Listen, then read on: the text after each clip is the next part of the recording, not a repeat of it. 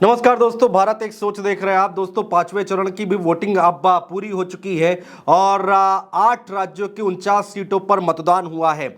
और उत्तर प्रदेश की अगर हम बात करें तो 14 लोकसभा सीटें ऐसी थी जहां पर पांचवें चरण में मतदान हुआ है। 14 लोकसभा सीटें उत्तर प्रदेश की वो जहां पर 2019 में भारतीय जनता पार्टी ने इस 14 सीटों में से 13 सीटों पर जीत हासिल की थी।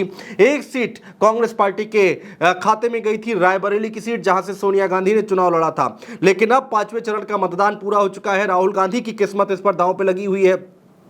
स्मृति ईरानी अमेठी से चुनाव लड़ रही है, राजनाथ सिंह जो कि लखनऊ से चुनाव लड़ रहे हैं। कैसरगंज की बात करें तो बृजभूषण शरण सिंह के बेटे करण भूषण सिंह चुनाव लड़ा है, उन्होंने वोटिंग हो चुकी है। और कैसरगंज में बृजभूषण शरण सिंह जिनका टिकट काटा गया है, हालांकि कहा यही जा रहा है कि उन्होंने ही यहां पर चुनाव लड़ा है, उनका टिकट कुछ नहीं कटा। बात एक ही है, अगर उनके बेटे को भी टिकट मिल गया तो बात एक ही है। लेकिन क्या माहौल है इस पूरे देश में पांचवें चरण के बाद? क्या कोई बदलाव आया है? क्या यहां पर इंडिया गठबंधन आगे जा रहा है या फिर एनडीए यहां पर आगे जा रहा है? किसकी जीत होगी, किसकी हार होगी, इसी का एक छोटा सा विश्लेषण, जैसा कि हर चरण के मतदान के बाद हम लोग आपके सामने आते हैं, एक बड़ा पैनल लेकर आते हैं। तमाम देश के वरिष्ठ पत्रकार, सबसे अच्छा पैनल अगर कहा जाए तो गलत नहीं होगा, वो इस वक्त हमारे साथ मौजूद है। वन बाय वन, एक एक करके हम सबसे बातचीत करने की कोशिश करेंगे।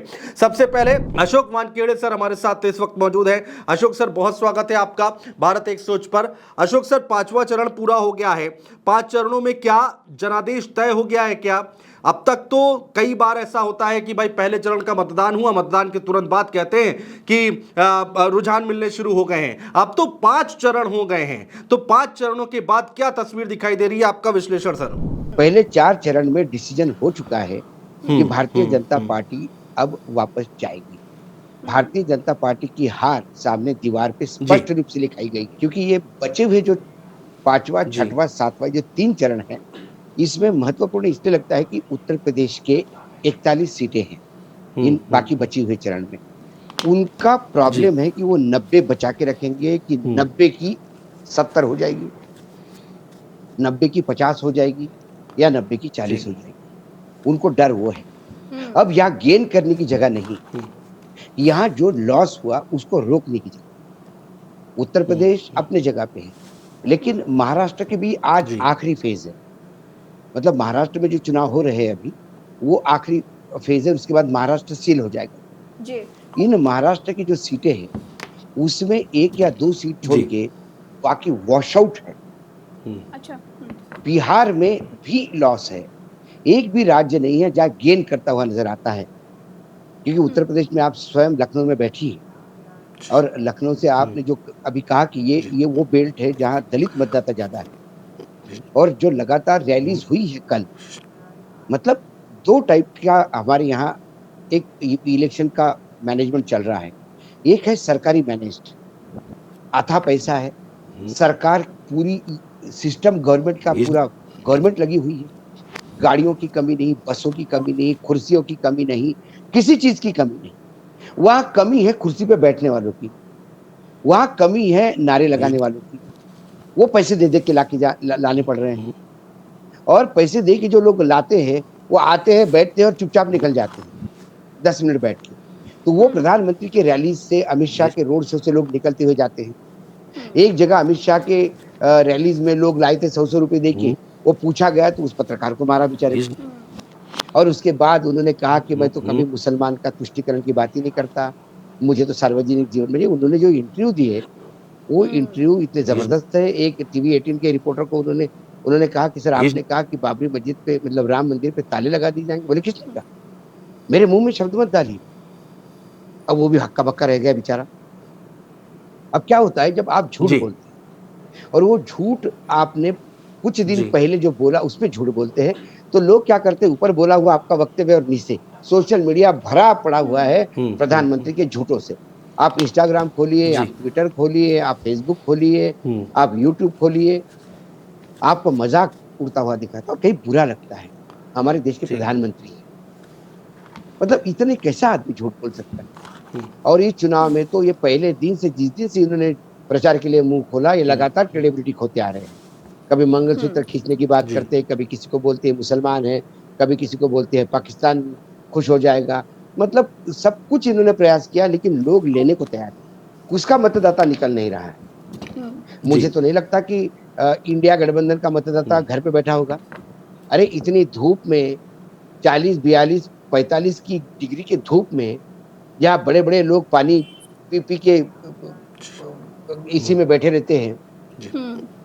ऐसे में लाखों की तादाद में कड़कती धूप में लोग इकट्ठा होते हैं, वो मतदाता मतदान करेगा।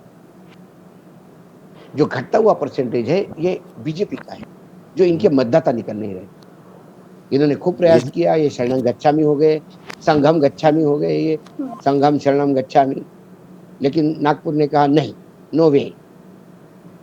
जब नागपुर ने दरवाजे नहीं खोले, तो ये बाहर आके, जैसे अंगूर खट्टे होते हैं ना, वैसे अब इनको अंगूर खट्टे लगने लगे। अभी इन्होंने कहा कि अक्षमता अटल जी के टाइम हो सकती है, हम सक्षम हैं। जो बेटा बाप की प्रॉपर्टी बेच के तमाशा करता है, वो अपने आप को सक्षम कहे, उससे ज्यादा दुर्भाग्य उस पिता का नहीं हो सकता है। मतलब लखनऊ तो वो जाएगी। अमेठी रायबरेली दोनों सीटें कांग्रेस के खाते में जा रही थी। बड़ा क्लियर कट इंडिकेशन है। फिर उसके बाद फिर जालौन की सीट है, वहाँ 6 बार के वर्मा जी बीजेपी के उतारा है। एंटी इनकम्बेंसी बहुत है उनकी जालौन, वो एक सीट खतरे में है। जी। फिर ये आगे झांसी की सीट है, प्रदीप जैन को उतारा है कांग्रेस ने। वो पहले भी मंत्री रह चुके हैं, वो भी टफ फाइट दे रही है। दूसरी जगह मुझे लगता है अनुराग शर्मा को उतारा है बीजेपी ने। कई जगह ट्रायंगुलर फाइट्स भी है इन 14 सीटों में। फिर एक हमीरपुर की सीट है। हमीरपुर की सीट भी मुझे समाजवादी पार्टी के पक्ष में जाती दिखाई देती है। फिर बांदा है, यहाँ पे कृष्णा देवी को उतारा है समाजवादी पार्टी ने। फिर बांदा, उसके बाद है कौशाम्बी जी, विनोद सोनकर है बीजेपी से। फतेहपुर में निरंजन ज्योति हार रही है चुनाव।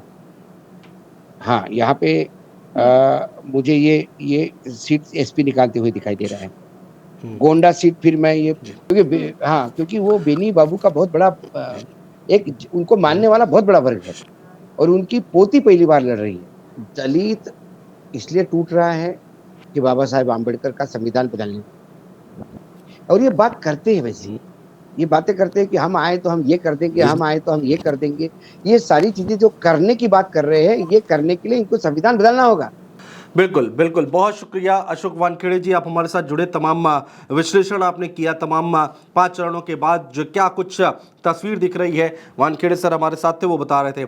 बहुत शुक्रिया हमारे साथ जुड़ने के लिए। डॉक्टर राकेश पाठक जी हमारे साथ अब जुड़ रहे हैं, वरिष्ठ पत्रकार हैं, उनसे जानने की कोशिश करते हैं। 5वां चरण राकेश जी 5वां चरण में कुछ बदलाव हुआ है क्या, या फिर 5वें चरण में भी 4 चरणों वाली तस्वीर बरकरार है?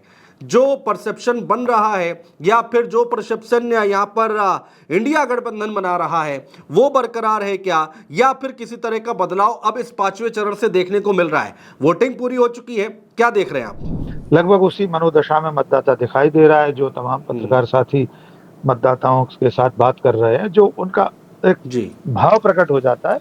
यद्यपि मतदाता इतना मैच्योर है, इतना सयाना है कि अपनी मंशा वो पूरी तरह बताता नहीं जी, लेकिन हम ये तो जरूर कह सकते हैं कि जो 4 चरणों में भारतीय जनता पार्टी के सामने चुनौती थी, वो आज भी कायम है।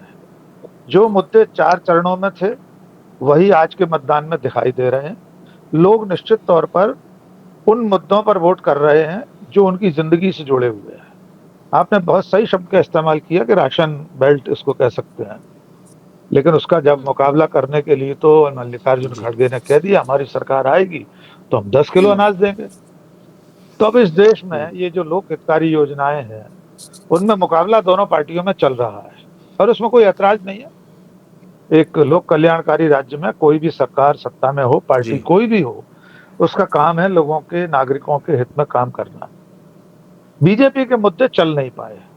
अब आपने देखा आज मतदान चल रहा है, लेकिन एक दिन पहले तक योगी आदित्यनाथ क्या बयान दे रहे हैं कि अगर प्रधानमंत्री नरेंद्र मोदी को एक बार फिर आपने मौका दिया तो 6 महीने में पीओके भारत में शामिल हो जाएगा। अब बताइए आप, आज जहां मतदान चल रहा है इन 14 सीटों में से एक मुझे कोई ऐसा संसदीय क्षेत्र आप बता दीजिए जहां के मतदाता को, दलित को, आदिवासी को, गरीब को पाकिस्तान अधिकृत कश्मीर से कोई लेना देना है। उसकी जिंदगी में क्या फर्क पड़ जाने वाला है कि योगी आदित्यनाथ मोदी जी को तीसरी बार पीएम बनाकर पीओ को जोड़ लेंगे भारत में, उससे उसको क्या फर्क पड़ने वाला है? मुझे नहीं दिखाई दे रहा कि पिछले 48 घंटे में उनके इस बयान या उससे पहले राजनाथ सिंह कह चुके, अमित शाह कह चुके, कोई फर्क पड़ा है क्या? कहीं राष्ट्रीय विमर्श में आया क्या कि मोदी जी को इसलिए प्रधानमंत्री बनाओ, अब उनको 400 सीटें नहीं चाहिए, अब उनको इसलिए बनाओ कि वो पाकिस्तान को तोड़कर अपने में ला लेंगे। देखिए, लहर दूसरे तरीके की है। अब लहर है एंटी मोदी, जो ऐसा लग रहा है, हम नहीं जानते सच में परिणाम क्या होंगे, लेकिन मोदी से जो मोह भंग हुआ है लोगों का, वो वोटों में तब्दील होता हुआ दिखाई दे रहा है। एक तो ये हुआ है कि भारतीय जनता पार्टी ने मोदी को इतना बड़ा बनने दिया कि वे पार्टी से, संगठन से, विचारधारा से बन गए, larger than life Narendra Modi की इमेज बन गई। लेकिन उनकी इस बड़ी इमेज का खामियाजा भी तो पार्टी को ही भुगतना है। भारतीय जनता पार्टी तो चुनाव में कहीं है नहीं, चुनाव तो मोदी लड़ रहे हैं ना। दिन रात मोदी जी अपना खुद का इतनी बार नाम लेते हैं जितनी बार पृथ्वी पर शायद ही कोई और मनुष्य अपना नाम इतनी बार लेता हो। चुनाव किस बात पर लड़ा जा रहा है? मोदी की गारंटी पर। बीजेपी की गारंटी नहीं है, मोदी की गारंटी, मोदी की सरकार, उसमें न बीजेपी की सरकार है न बीजेपी की गारंटी है। चुनाव अभियान में पूरे में आप चले जाइए, कन्याकुमारी से कश्मीर तक सड़कों पर लगे होर्डिंग से लेकर बैनर पोस्ट तक सिर्फ मोदी दिखाई देंगे, पार्टी का राष्ट्रीय अध्यक्ष नहीं दिखता उसमें। तो कुल मिलाकर अब जो नुकसान हो रहा है वो मोदी की इमेज की वजह से हो रहा है। और ये मेरा दावा नहीं है, ये मेरा कहना नहीं है, मेरा आरोप नहीं है, ये तो स्वयं भारतीय जनता पार्टी के मातृ पितृ संगठन संघ ने स्वीकार कर लिया है। साल भर भी नहीं हुआ उस आलेख को जिसमें ऑर्गेनाइजर ने, पांचजन्य ने, संघ के मुखपत्र ने ये माना कि ब्रांड मोदी के नाम पर और या हिंदुत्व के नाम पर अब चुनाव नहीं जीता जा सकता। पहली बार इतिहास में ऐसा हुआ होगा 1925 से लेकर आज तक संघ के जो राजनीतिक ऑर्गेनाइजेशन है, जनसंघ रहा, फिर अब भारतीय जनता पार्टी है, तमाम आनुषंगिक संगठन है, किसी की हिम्मत नहीं हुई कभी कोई ये कह दे कि हमें अब संघ की जरूरत नहीं है। कोई ये कह दे कि हम पहले अक्षम थे, पहले हम कम थे, हमारी ताकत कम थी, लेकिन अब तो हम बाहुबली हो गए इसलिए हमें संघ की जरूरत नहीं। ये संघ का अपमान है एक तरह से। जिस राष्ट्रीय स्वयंसेवक संघ ने 99 साल 98 साल लगा दिए अपनी राजनीतिक इकाई को पालने पोसने में, उसे पुष्पित पल्लवित करने में, खाद पानी संघ ने दिया। संघ के कार्यकर्ता, संघ के स्वयंसेवक, जीवनव्रती स्वयंसेवक सिर्फ बीजेपी को सत्ता में लाने के लिए तो इतने साल से लगे थे, और जब बीजेपी सत्ता में आ गई तो नरेंद्र मोदी और उनकी पार्टी अब इतनी बड़ी हो गई कि उसे संघ की जरूरत नहीं है। और ये भी कौन कह रहा है? पार्टी का राष्ट्रीय अध्यक्ष जेपी नड्डा के श्रीमुख से कहा गया शब्द अकेले उनका शब्द नहीं है।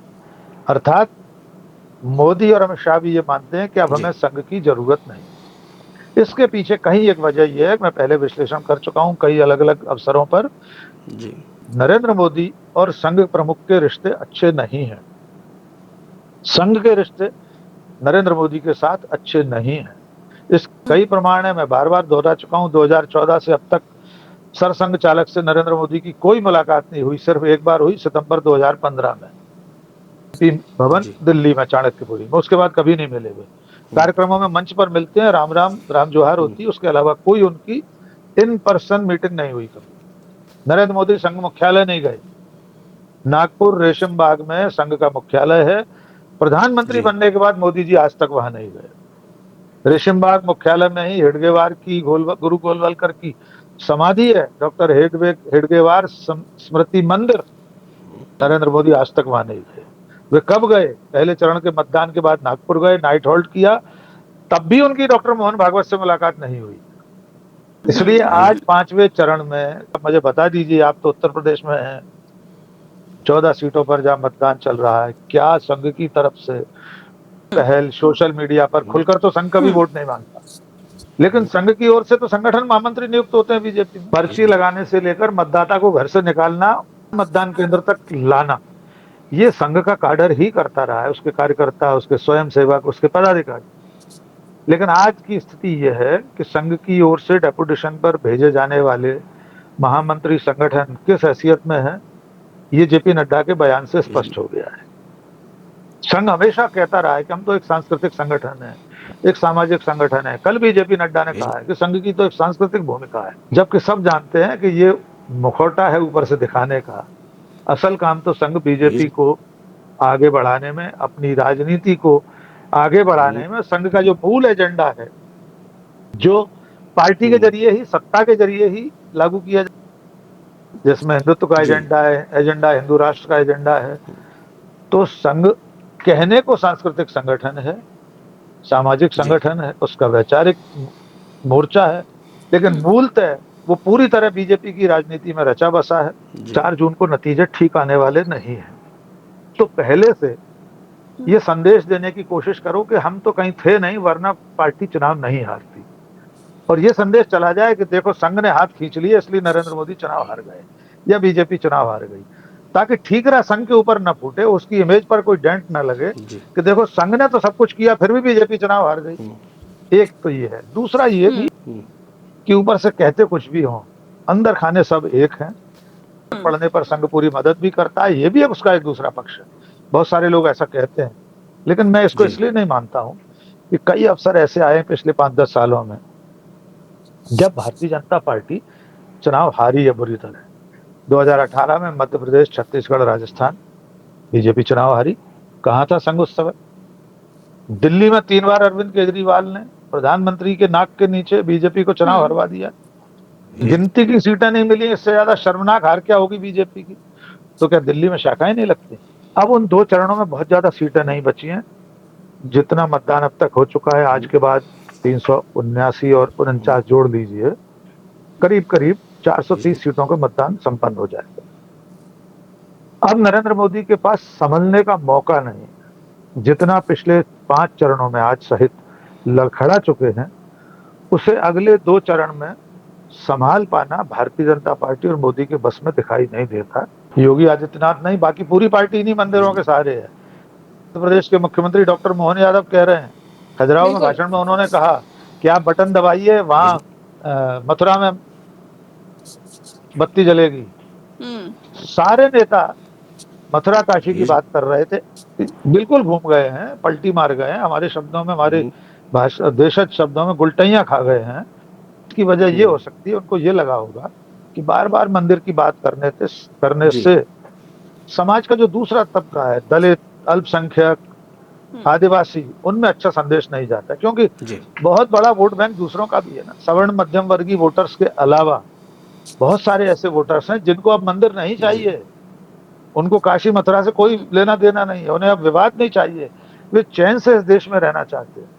हिंदू समाज में बहुत बड़ा हिस्सा ऐसा है जिसको लगता है कि ठीक है, राम मंदिर बन गया, बहुत बड़ा आंदोलन था, बहुत बड़ी उपलब्धि हो गई, सुप्रीम कोर्ट के आदेश पर बना, चलिए आपकी सरकार ने बनाया, लेकिन अब बस। तो ये संदेश, ये सूचनाएं, ये उनके पास कहीं से फीडबैक जा रहा होगा कि अब मंदिर की बात बार बार करने से नुकसान हो सकता है, इसलिए जेपी नड्डा पलटैया गुलटैया खा गए हैं कि अब काशी मथुरा हमारे एजेंडे में नहीं है। बिल्कुल बिल्कुल राकेश पाठक जी, बहुत शुक्रिया हमारे साथ जुड़ने के लिए, तमाम बातचीत करने के लिए, तमाम विश्लेषण करने के लिए। हमारे अगले पैनलिस्ट हैं केपी मलिक साहब। उत्तर प्रदेश की राजनीति, हर एक सीट पर अच्छी पकड़ रखते हैं, राजनीतिक का अच्छा ज्ञान है आपके पास। केपी मलिक जी हैं हमारे साथ, बहुत अच्छा विश्लेषण करते हैं उत्तर प्रदेश की राजनीति का। केपी मलिक जी, 14 लोकसभा सीटें 5वें चरण की, 13 सीटें भारतीय जनता पार्टी के पास थी। 5वां चरण उत्तर प्रदेश के लिहाज से क्या कहता है? 14 सीटों पर किस तरह से अब आप देखते हैं 5वें चरण को? प्रदेश में जिस प्रकार से राम मंदिर मुद्दे की लगता था कि इस बार लहर आएगी, और हम लोग अयोध्या को देखते हुए जिस तरह से लाइन वहां पे लगी हुई थी, जिस तरह से एक माहौल देश में बना हुआ था कि कहीं से घंटा आ रहा है, कहीं से चांदी आ रही है, कहीं से दूसरी चीजें आ रही है, जिस तरह से एक माहौल देश में 6 महीने पहले बना था, वो धीरे धीरे धुंधला होता चला गया है। और मुझे नहीं लगता कि आज कहीं राम मंदिर का माहौल है। कुछ लगता है कि जो स्वर्ण जातीय लोग हैं वो अपने मन में रखे हुए हैं और वो चुपचाप वोट कराएं, वो एक बात अलग है, लेकिन माहौल इसके इतर है। अगर आप 14 में से 13 सीटों की बात करें, 14 में से 13 सीटें भारतीय जनता पार्टी के पास थी, बहुत बड़ी बात है। लेकिन इस बार भारतीय जनता पार्टी इन 13 सीटों को बरकरार रख पाएगी, मुझे इस पे थोड़ा संशय है। आप देखें लखनऊ और केसरगंज की जो सीट है उनके दूसरे तमाम कारण हैं और लखनऊ की सीट पे इस बार कड़ी टक्कर होगी, आप देखेंगे, और अंतर जो बड़ा था वो छोटा हो जाएगा और इसका असर आपको केसरगंज में भी दिखाई देगा। केसरगंज में जिस प्रकार से आप देख रहे हैं कि वहां पे बदजुबानी हो रही है लगातार, जिस प्रकार से, उससे कहीं ना कहीं लोगों में एक तल्खी है लेके कि जिस प्रकार से सांसद जी बोल रहे हैं और उन पे आपने देखा पिछले दिनों इतने लंबे चौड़े आरोप लगे, तो कहीं ना कहीं लोगों के दिमाग में उनके प्रति एक नेगेटिविटी है, उसका असर देखना इनको लाजमी पड़ेगा। इसमें ये हो सकता है कि वो जीत जाए क्योंकि वो जीतने के तमाम कारण उनके पास है, उनका क्षेत्र है, बाहुबली है, तमाम किस्से कहानियां हैं, उसको आप हम लेकिन उसको भारतीय जनता पार्टी के कोटे में ही लेके चलते। सीटों में अगर आप सबसे पहले हम अगर फैजाबाद पे ही डिस्कस करें, फैजाबाद में 6 महीने पहले जो माहौल था राम मंदिर का, आज की डेट में फैजाबाद में ही राम मंदिर का कोई माहौल दिखाई नहीं दे रहा है। मेरी जितने वहां पत्रकारों से बात हुई है, जितने लोगों से बात हुई है, आज सुबह भी बात हुई है कि वोटिंग को लेकर लोगों में उस तरह का उत्साह नहीं दिखाई दे रहा है जो हम पिछले चुनाव में देखते थे। मैं लगातार इस बात को कह रहा हूँ।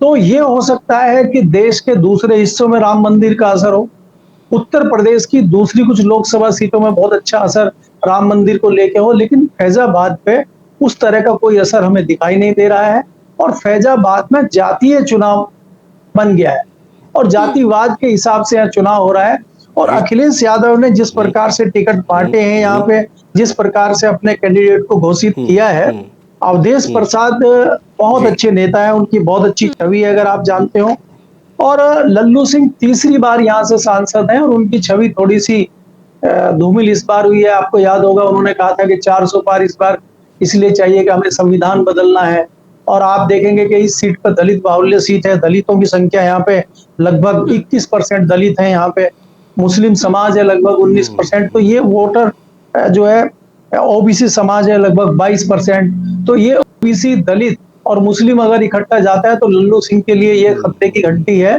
तो मैं मान के चल रहा हूँ कि इस बार फैजाबाद को बचाना भी भारतीय जनता पार्टी के लिए चुनौती हो। ये तो प्रथम चरण से ही चल रहा है, हमारे यहाँ पश्चिम उत्तर प्रदेश से ये शुरू हुआ था। आपने इसकी बानगी देखी 2-3 दिन पहले अमेठी में जिस प्रकार से ठाकुर समाज के लोग इकट्ठा हुए और उन्होंने गंगा जल हाथ में लेकर कसम खाई कि हमें भारतीय जनता पार्टी को हराना है, तो वो जताता है कि वो अभी तक भी पीछे नहीं हटे और अपनी बातों पे कायम है। और उसी घबराहट में भारतीय जनता पार्टी के चाणक्य अमित शाह इस जो चीज को ढकने के लिए, इस चीज को ठीक करने के लिए, जो डैमेज है उसको कंट्रोल करने के लिए लगातार यूपी में हैं। और कल भी उन्होंने एक रोड शो निकाला, उससे पहले उन्होंने पैदल यात्राएं की, वो वहां के लोकल विधायक समाजवादी पार्टी के मनोज पांडे के घर गए, जबकि जो वहां पे उम्मीदवार है मनोज पांडे का उनका 36 का आंकड़ा है, लेकिन उन्होंने एक असफल प्रयास किया। हमारी जानकारी है कि दोनों में उसके बावजूद बात नहीं बन रही है। इसके अलावा अगर आप देखेंगे 2 सीटें हैं जिन पर राजा भैया बहुत प्रभाव रखते हैं, कुंडा के सांसद विधायक हैं, उनको मनाने की कोशिश या उनको सेट करने की कोशिश भी अमित शाह ने की, लेकिन वो नहीं उनको समझा पाए या नहीं उनको अपने साथ ला पाए। उल्टा उसका रिएक्शन ये हुआ कि उन्होंने संजीव बालियान और दूसरे जो वहां के उम्मीदवार हैं जो उनके पक्के विरोधी हैं उनको उनके घर पे भेज दिया। तो उससे कहीं ना कहीं उनको लगा कि मेरा अपमान है और उस अपमान का बदला लेते हुए वो उन्होंने अपने लोगों को इशारा कर दिया कि उनका मन जहाँ है वहां वोट डालें। और फिर हमने देखा कई सारी अखिलेश की, राहुल की रैलियों में उनके कार्यकर्ता पहुंचे और वहां उन्होंने अखिलेश यादव जिंदाबाद के नारे लगाए। तो ये सब जताता है कि कहीं ना कहीं ठाकुर भारतीय जनता पार्टी के खिलाफ एक मोर्चा लेकर लड़ाई लड़ रहा है। अमेठी सीट पर जाए तो थोड़ा आपको 5 साल पीछे चलना होगा। अमेठी की जनता लगातार गांधी परिवार के साथ रही है और उन्होंने एक झटका राहुल गांधी को दिया और किसी लहर में वो सीट उनके हाथों से चली गई। तो ऐसे बहुतायत में लोग हैं जिनको लग रहा है कि उनसे गलती हुई है और वो पछता रहे हैं और उस पछतावे को इस बार वो दूर करना चाहते हैं। एक ऐसा भी वर्ग है। इसके अलावा अगर आप देखें कि शुरू में हमें लग रहा था कि जो केएल शर्मा चुनाव लड़ रहे हैं गांधी परिवार के बहुत नजदीकी हैं और राजीव गांधी से लेके आज तक वो सारा चुनाव लड़ाने का काम उनको करते हैं, उनको तमाम जातीय समीकरण और दूसरी चीजें उनको वहां जानकारी है। तो धीरे धीरे जो एक माहौल बना जब से घोषणा हुई कि राहुल गांधी रायबरेली से लड़ेंगे, तो आसपास क्योंकि मिली-जुली सीटें हैं तो वहाँ आसपास में एक माहौल उस प्रकार का बन गया और ये भारतीय जनता पार्टी को भी इस प्रकार का अंदाजा नहीं था कि माहौल इतना बड़ा बन जाएगा। क्योंकि आपको याद होगा कि पिछली बार मोदी जी ने वहाँ पे रैली करी थी रायबरेली में और अमेठी में, और इस बार मोदी जी की रैली कैंसिल होना जताता है कि मोदी जी भी वहाँ नहीं जाना चाह रहे हैं कि कहीं ऐसा ना हो कि अगर वो सीट हाथ से निकल गई और मोदी जी को फिर नीचा देखना पड़े, इसलिए वो भी बचते हुए नजर आ रहे हैं। और जिस प्रकार से आपने देखा कि ठाकुरों ने वहाँ पे सीधा मोर्चा खोल दिया, जिस प्रकार से वहाँ पे जो तमाम विधायक हैं और उन्हीं की पार्टी की विधायक हैं जो खास अमेठी से ही हैं, वो एक दूसरे समाज से आती है, प्रजापति समाज से, उनका समाज भी उनसे पूछ रहा है कि आप किस हक से जो है स्मृति ईरानी के लिए वोट मांग रही है, तो उनको भी समाज में कई जगह डांट भी पड़ी है, जैसे अपने लोग कहते हैं, या ये भी कहा जाता है कि तुम क्यों चक्कर में पड़ रही, तुम अपना इलेक्शन देखो। तो इस तरह की चीजें जताते हैं कि बहुत अच्छी स्थिति में वहां पे हमें भारतीय जनता पार्टी मुझे अमेठी में दिखाई नहीं दे रही है, और अमेठी की सीट भारतीय जनता पार्टी के लिए इस बार मुझे सीधे सीधे खतरे में पड़ती हुई नजर आ रही है। आरएसएस का कार्यकर्ता और भारतीय जनता पार्टी का जो निचले दर्जे का कार्यकर्ता है, निचले लेवल का कार्यकर्ता है, वो उत्साह के साथ बूथ पे दिखाई नहीं दे रहा है।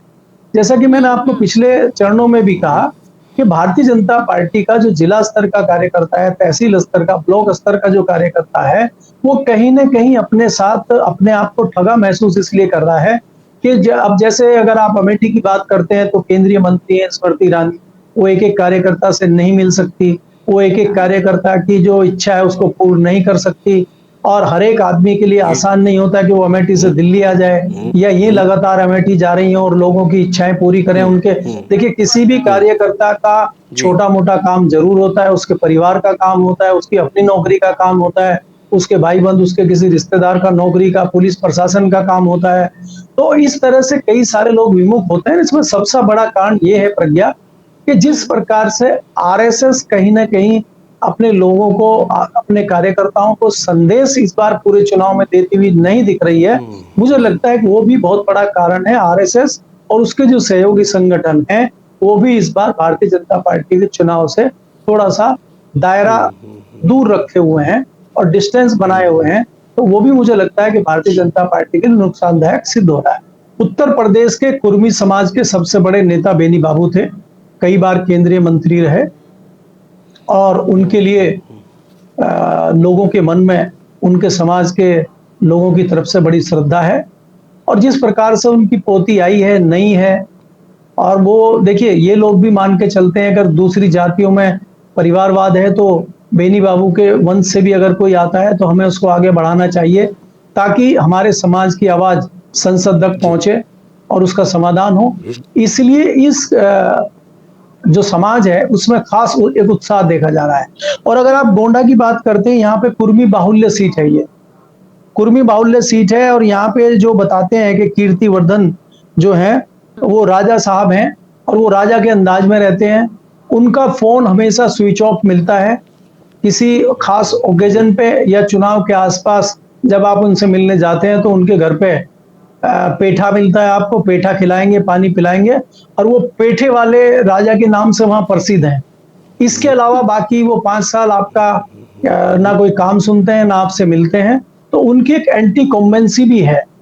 तो उसको देखते हुए ये नई युवा लड़की है, खासकर लड़की है, तो महिलाएं भी इसकी तरफ आकर्षित हैं, और बेनी प्रसाद के नाम से इसका नाम जुड़ रहा है, तो उसका फायदा मुझे होते हुए दिख रहा है। तो मैं तो इस सीट को जीती हुई सीट मान के चल रहा हूं कि यहाँ से गठबंधन की सीट है ये। और समाजवादी पार्टी का मुझे कल ही किसी ने बताया कि डिंपल यादव जब वहां पे गई तो उतनी भीड़ वहां आ गई, महिलाओं की भीड़ आ गई, युवाओं की भीड़ आ गई।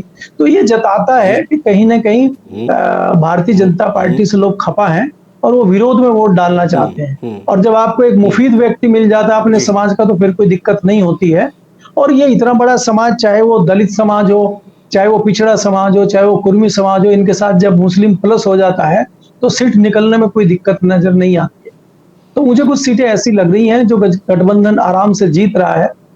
अब बाकी 2-3 सीटों की बात जो आप करते हैं, जैसे केसरगंज की, लखनऊ की बात करते हैं, वो हम भारतीय जनता पार्टी जीतती हुई हमें लग रही है। और कुछ सीटें ऐसी हैं जिन पर कड़ी टक्कर है। यहाँ पे झांसी की सीट पे भी का भी आप जिक्र कर सकते हैं कि झांसी की जो सीट है, भारतीय जनता पार्टी की 2 बार से लगातार सीट है, और वो वैद्यनाथ के मालिक हैं। हालांकि उनकी इतनी ज्यादा एंटी कॉम्बेंसी नहीं है क्योंकि वो लोगों से मिलते हैं, लेकिन उनके सामने बड़े कद्दावर नेता प्रदीप जैन है, वो केंद्र में मंत्री रहे हैं, बहुत ही सौम्य व्यक्ति हैं, बहुत ही सिंपल रहने वाले व्यक्ति हैं, सबसे बात करते हैं, मिलते हैं, तो उनका भी बड़ा अच्छा खासा प्रभाव वहां पे है। और वहां पे जो झांसी में मेरे पास खबरें हैं कि झांसी में जिस प्रकार से समाजवादी पार्टी और कांग्रेस के कार्यकर्ता मिलके मेहनत कर रहे हैं, उससे लग रहा है कि ये सीट बहुत टक्कर में आ गई है और ऐसा भी हो सकता है कि भाजपा इस सीट को भी हार जाए। हालांकि मैं ये अच्छा। नहीं कहूंगा कि इतनी स्थिति खराब है, लेकिन बहुत कड़ी टक्कर है, क्योंकि आपको देखना होगा कि एक छोटी सी एंटी कॉम्बेंसी भी काम करती है इस चुनाव में। और इस चुनाव में जैसा कि मैंने कहा, भारतीय जनता पार्टी को जो फायदा पिछले चुनाव में उत्तर प्रदेश में हमने देखा था, क्योंकि सपा बसपा और राष्ट्रीय लोकदल का गठबंधन था, तो जहां जहां बसपा का हाथी नहीं था, वहां वहां दलित बहुतायत में भारतीय जनता पार्टी पे चला गया था। इस बार हाथी उपलब्ध है। जो हाथी पे जाना चाहता है, वोटर हाथी पे जाएगा ही। और जो संविधान बचाना चाहता है दलित, वो भारतीय जनता पार्टी के अगेंस्ट जाएगा। इस तरह की चीजें हमें देखने को मिल रही हैं। बहुत सारे पत्रकारों का ये मानना है, जो मैं बता रहा हूं आपको, उसी तरह से वो भी मान के अभी निश्चित तौर पे ये कह देना कि इतनी सीट आएंगी, ये तो बहुत मुश्किल है। लेकिन मैंने जैसा आपको बताया कि मुझे भारतीय जनता पार्टी की 2 सीटें बिल्कुल जीती हुई नजर आ रही हैं, तो 2 ये कंफर्म है। इसके अलावा 4-5 सीटें ऐसी हैं जिन पर भयंकर टक्कर है, तो उसमें कुछ सीटें भाजपा भी जीत सकती है, कुछ वो भी गठबंधन भी जीत सकता है, और 2-3 सीटें ऐसी दिख रही हैं जो गठबंधन साफ तौर पे जीत रहा है। जैसे आप रायबरेली, अमेठी की बात करेंगे, या जैसे हमने अभी बात करी गोंडा की बात करी। इसके अलावा जो मुझे दिखाई देती है, एक सेकंड, जी मैंने लिखा था, इसके अलावा जो सीट मुझे दिखाई दे रही है, जैसे जैसे ये कौशाम्बी और बाराबंकी की सीट है, यहाँ पे भी कड़ी टक्कर है, और मुझे लगता है ये दोनों सीटें भी गठबंधन जीत सकता है। तो इसलिए मोटा मोटी मैं कह सकता हूं आपको कि ये 5 सीटें हैं जिस पर मुझे गठबंधन जीतता हुआ दिखाई दे रहा है: अमेठी, रायबरेली, बांदा, कौशाम्बी और बाराबंकी। बिल्कुल बिल्कुल केपी मलिक जी, बहुत शुक्रिया ये तमाम विश्लेषण करने के लिए, उत्तर प्रदेश की राजनीति को लेकर और तमाम बातों को लेकर, तमाम एंगल से आपने अलग अलग एंगल से आपने चीज़ों को समझाने की कोशिश की है। बहुत शुक्रिया हमारे साथ जुड़ने के लिए। एक और खास मेहमान हमारे साथ जुड़ चुके हैं, प्रेम कुमार जी हैं, चूंकि ये बाहर हैं और सफ़र कर रहे हैं, लेकिन गाड़ी से इस वक्त हमारे साथ जुड़े हुए हैं, उनसे भी बातचीत करते हैं। प्रेम कुमार जी, बहुत स्वागत है आपका। प्रेम कुमार जी, 5वां चरण, 4 चरणों के बाद तो हमने विश्लेषण किया था, लेकिन अब 5वां चरण किधर जा रहा है? 5वें चरण के बाद ये चुनाव किधर जा रहा है? क्या किसी तरह का कोई बदलाव देख रहे हैं, या फिर स्थिति वैसी ही है? इंडिया या फिर एनडीए, किसके पक्ष में अब हवा बनती दिखाई दे रही है? देखिए, भारतीय जनता पार्टी के वोटर्स एक्चुअल में नाराज हैं। नाराज इसलिए है कि उनको ये समझ में नहीं आ रहा है कि हमारी पार्टी हमसे चाहती क्या है, हमारी पार्टी किस मुद्दे पर चुनाव लड़ना चाहती है। ये लगातार अपने मुद्दे बदल रहे हैं, कभी हिंदू मुसलमान करते हैं, कभी विरासत की बात करते हैं, कभी भैंस लेने की बात करते हैं, कभी मंगलसूत्र लेने की बात करते हैं, अब हिंदुस्तान पाकिस्तान की बात करने लग गए, राम मंदिर की भी बात किया करते, लेकिन इनके जुबान पर जनता की अपनी बात आ ही नहीं रही है। उत्तर प्रदेश में क्या है, मवेशी को इन्होंने कहा था विधानसभा चुनाव के समय के हम सड़क पर आवारा जो रूप में घूमते हुए पशु होते हैं, उनको हम ऐसा नहीं करने देंगे, खेतों को नुकसान नहीं होगा, किसान तो परेशान है, उस पर आपने कुछ नहीं कहा। स्टूडेंट्स हमारे उत्तर प्रदेश में तो सड़क पर निकल करके एजुटेशन करते रहे, उनका कुछ नहीं हुआ। आप जानते हैं शिक्षा मित्र, अनुदेशक और बहुत सारे कर्मी हैं, उनकी आवाज कभी सुनी नहीं गई। तो इन सब पर कुछ बोला ही नहीं जा रहा है। तो इसलिए बीजेपी के कैडर्स जो हैं, आपको ध्यान होगा मोहनलाल के सांसद कौशल किशोर जी जब बात कर रहे हैं अपने कार्यकर्ताओं से, तो कार्यकर्ताओं ने क्या कहा? कार्यकर्ताओं ने कहा कि जनता बहुत गुस्से में है, वहां समझाना पड़ेगा। उनका कहना था कि भाई क्या होगा, 15,000 17,000, इस बार 25,000 वोट कम मिल जाएगा। तो इसका मतलब है कि जनता का सामना करने से नेता भी डर रहे हैं। कार्यकर्ता तो है कि उसकी जिम्मेदारी है सेतु बन के काम करना होता है।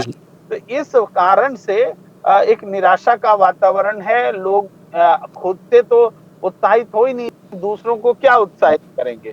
देखिए, ये सब समझ की बात है। चुनाव के समय में ऐसा हो भी, तब भी इस तरह से बोला नहीं जाता है। नरेंद्र मोदी जी नागपुर पहुंच गए थे आरएसएस के नेता से भेंट करने के लिए, प्रमुख से भेंट जी करने के लिए, लेकिन उनको मुलाकात भी नहीं हो सकी। रात भर रुके तब भी मोदी जी को समय जी नहीं मिला, उनसे मुलाकात नहीं। तो अब ये समझिए कि आरएसएस ले जा रहे हैं जी मोदी जी, और पूरी दुनिया का अपने को आपको बड़ा नेता जी बता रहे हैं, आरएसएस से भी बड़ा बता रहे हैं, और आपको मिलने का टाइम नहीं मिला, नहीं मिल पाया, अपॉइंटमेंट नहीं मिल पाया। तो इसकी खींच हो सकती है, लेकिन ये खींच विनाशकाले विपरीत बुद्धि है। आपको तो आरएसएस के लोगों को देखिए, यहाँ मैं उल्लेख करना चाहूंगा उद्धव ठाकरे को। उद्धव ठाकरे जी ने कहा है आरएसएस का इस्तेमाल ये लोग वैसे ही करके फेंक देंगे जैसे उद्धव शिवसेना का इस्तेमाल करके इन्होंने फेंका। बिल्कुल शिवसेना तो बीजेपी के एकदम करीब थी, बिल्कुल इन्होंने हमें ही देश बता दिया, हमें ही दुश्मन बता दिया। कल को ये कहेंगे कि आरएसएस ये पहले वाला आरएसएस नहीं है, ये आरएसएस देश विरोधी है, बोल के आरएसएस को भी लगा देंगे। ये बात उद्धव ठाकरे के। तो इसका जी। मतलब है कि आरएसएस और बीजेपी के बीच खाई बहुत बढ़ गई है। आप देखेंगे उत्तर प्रदेश में भी अब वो आरएसएस के नेता नहीं दिखते जो चाय समोसा खिला करके अपने आसपास के लोगों को वोट देने के लिए प्रेरित करते थे, ये वो नजर नहीं आ रहे हैं। बढ़ी हुई दूरी है। ये तो हमें लग रहा है, साफ तौर पर लग रहा है कि बीजेपी जनता से भी कट गई है, आरएसएस से भी दूर हो गई है, और कुछ लोगों का, जैसा कि माना जाता था, राहुल गांधी बोलते थे कि अंबानी अडानी के लिए काम करती है ये सरकार, उन कुछ उद्योगपतियों के लिए काम करती है। 22 उद्योगपति के पास में उतनी दौलत है जितनी 70% आबादी के पास में दौलत है। तो इस तरीके से ये पार्टी कहीं न कहीं कुछ लोगों के हाथ में आ गई है। नहीं तो चुनाव के समय में आरएसएस को नाराज करने का बीजेपी के अध्यक्ष का बयान, ये तो आत्मघाती है। कोई नाराज भी होता है, उसको भी मनाया जाता है। हम तो ये कह सकते हैं कि रायबरेली में स्मृति ईरानी की इतनी बड़ी हार होने वाली है, जो रिकॉर्ड की जाएगी, इतिहास में दर्ज की जाएगी। इतनी बड़ी हार स्मृति ईरानी की होने वाली है। इसका कारण बीजेपी का अहंकार है। उसके कार्यकर्ता उनके साथ खड़े नहीं है। स्मृति ईरानी ने पूरे अमेठी में अपने कार्यकर्ताओं में दहशत का माहौल बना रखा था, और सब के सब इस चुनाव में इस बार बदला लेने के लिए तैयार बैठे हैं। दूसरी तरफ कांग्रेस की ओर से, हालांकि उसके विधानसभा में सीटों में भी इसकी उपस्थिति नहीं के बराबर है, इसके बावजूद लोकसभा लेवल पर गांधी परिवार का ऑरा इतना ज्यादा है। प्रियंका गांधी जिस तरीके से जनता को मोटिवेट कर रही हैं, पूरा चुनाव रायबरेली हो, अमेठी हो, एक तरफा हो गया है। और यही कारण है कि नरेंद्र मोदी ने एक भी सभा करने की हिम्मत इन दोनों इलाकों में नहीं की। देखिए, एक तो यह है कि अमेठी की जनता को लगता है कि हमसे गलती हुई कि हमने राहुल गांधी को चुनाव में हराया। गलती इसलिए हुई क्योंकि स्मृति ईरानी का कार्यकाल उन्होंने देखा, उनका व्यवहार देखा, उनसे नजदीकी जनता की रही नहीं, जबकि राहुल गांधी दूर रहने के बावजूद जनता के कनेक्ट में रहते थे। और इस वजह से जनता को लगा कि राहुल गांधी अमेठी छोड़ कर रायबरेली चले गए। इसमें दो तरह से प्रतिक्रियाएं हो सकती थी। एक तो अमेठी की जनता गुस्सा भी हो सकती थी राहुल गांधी से कि हमें छोड़ के चले गए, लेकिन उल्टा ये स्मृति ईरानी के प्रति गुस्सा हो गई कि इन्हीं के वजह से राहुल गांधी हमें छोड़कर चले। तो ये जो प्रतिक्रिया हुई है ना, इसीलिए स्थानीय स्तर पर बदला, लेकिन राष्ट्रीय स्तर पर जो बदलाव दिख रहा है ना, उसका असर ज्यादा है कि अमेठी रायबरेली पर भी उनका इम्पैक्ट है, क्योंकि ये पाइवोटल सेंटर बन गया। राहुल गांधी, प्रियंका गांधी ने इस जगह को आकर के यहाँ समय दिया, यहाँ से पूरे देश में, और आने के समय में भी वो यहाँ समय देंगे। फूलपुर में सभा हो रही है राहुल गांधी की। तो ये जो पूरे उत्तर प्रदेश में इनका इम्पैक्ट है, मैनिफेस्टो बोल रहा है, मैनिफेस्टो लड़ रहा है। राहुल गांधी की 2 न्याय यात्राएं उसका परिणाम दे रही हैं। तो हमें लग रहा है कि जो चुनाव बहुत मुश्किल था विपक्ष के लिए, और 5वां चरण आते आते ऐसा लग रहा है कि विपक्ष बीजेपी पर हावी होता दिख रहा है। उत्तर प्रदेश जैसे गढ़ में जहाँ डबल इंजन की सरकार रही, यहाँ पर अगर बराबरी मुकाबला दिख रहा है और थोड़ा सा बीसी पड़ रहा है विपक्ष, तो आप समझिए कि पूरे देश में क्या हो रहा है। महाराष्ट्र में तो बीजेपी साफ ही हो रही है, कर्नाटक में बुरा हाल है, राजस्थान में हम देख रहे हैं कि उनकी सीटें जा रही हैं। मध्य प्रदेश ही एक प्रदेश है जहां बीजेपी अपने आप को कंफर्टेबल पा रही है, जहां नुकसान बहुत कम है। गुजरात तक में 5 से 6 सीटों का डेंट लगता दिख रहा है। असम में भी डेंट लगता दिख रहा है, जो हेमंत बिस्वा शर्मा का ये है। पूर्वोत्तर में जो एकाधिकार था बीजेपी का, इस बार हाथ से पूर्वोत्तर निकल रहा है। आप देख रहे हैं उत्तराखंड में चोट लग रही है, हिमाचल में भी उनका बहुत कांटे की टक्कर है। तो दिल्ली में इस बार पहले 7 की 7 सीटें थी, हरियाणा में 10 की 10 सीटें थी। जो अगला चरण जो अब चुनाव होने वाला है, अब तो यहाँ पर फोकस आएगा और इन सब जगहों पर बीजेपी के लिए अपनी सीटें बचाना और भी मुश्किल होगा। यानी इस चरण में तो मुश्किल दिख ही रही है, अगला चरण और मुश्किल बीजेपी के लिए आने वाली है। बिल्कुल प्रेम कुमार जी, बहुत शुक्रिया हमारे साथ जुड़ने के लिए, तमाम बातचीत करने के लिए, चर्चा करने के लिए, विश्लेषण करने के लिए। तो दोस्तों 8 राज्य 49 सीटें, उत्तर प्रदेश की 14 लोकसभा सीटें जिस पर आज मतदान हुआ है और 5वें चरण का भी मतदान पूरा हो गया है। 5वें चरण का 5 चरणों के मतदान हमारे सामने अब पूरे हो चुके हैं और हर कोई अपने अपने तरीके से विश्लेषण कर रहा है। आप भी कमेंट बॉक्स में कमेंट करके हमें अपना विश्लेषण बता सकते हैं कि कौन जीत रहा है, कौन हार रहा है इन 5 चरणों में। अभी 2 चरणों के मतदान और बाकी हैं, देखना होगा कि उसमें किस तरह की कैसी तस्वीरें निकलकर सामने आती हैं। बहुत शुक्रिया दोस्तों।